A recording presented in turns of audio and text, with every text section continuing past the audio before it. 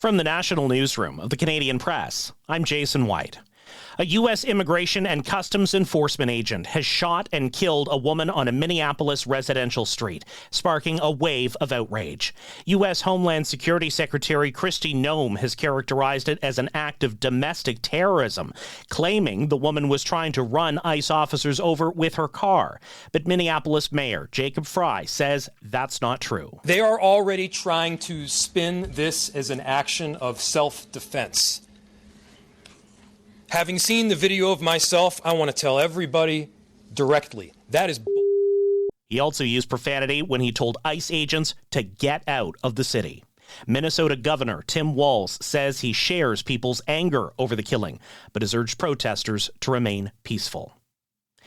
Prime Minister Mark Carney will travel to China next week to meet with Chinese President Xi Jinping.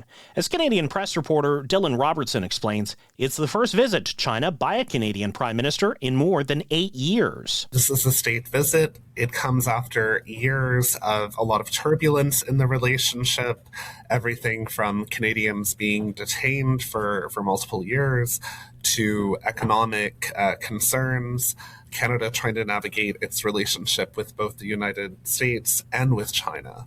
So it's a pretty high-stakes visit. The Prime Minister's office says the trip will run from January 13th to 17th. It's expected the two leaders will discuss trade, energy, agriculture, and international security. A former ambassador to Venezuela says Ottawa should help to install the leaders Venezuelans voted for in that country's stolen 2024 election. Ben Rouswell says Canada's been parroting what he calls Washington's anti-democratic line about the idea of fresh elections. Venezuela's opposition produced printouts from polling stations proving their presidential candidate won in 2024. President Donald Trump says the U.S. will be there for NATO as his threats toward Greenland rattle that military alliance. Earlier today, the White House refused to rule out using military force to take control of Greenland. Canada is a member of NATO, and Prime Minister Mark Carney has joined multiple European leaders defending Greenland's sovereignty. A Toronto-born comedian's Netflix thriller has earned a GLAAD Media Award nomination. Children go in, something else comes out.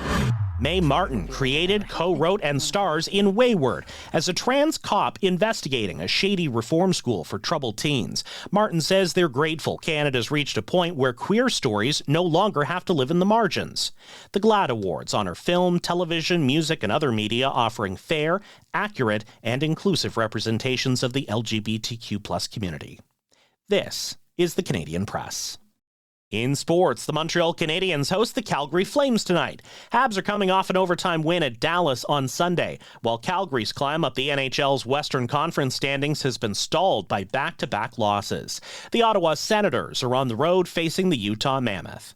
In basketball, the Toronto Raptors head out on the road to face the Charlotte Hornets. Raptors are coming off a 4-1 homestand and sit fourth in the Eastern Conference, 8 places ahead of Charlotte.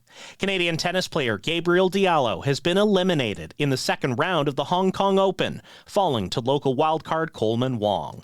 And the Hamilton Tiger Cats organization is earning top marks from CFL players. Hamilton received an A grade in 5 categories in the CFL Players Association's second annual team report cards. But the BC Lions got an F for nutrition, while the players flunked the Montreal Alouettes for its treatment of family. From the Canadian Press, I'm Jason White. Thanks for listening. Don't forget to follow and subscribe. For more of today's top stories, visit thecanadianpressnews.ca.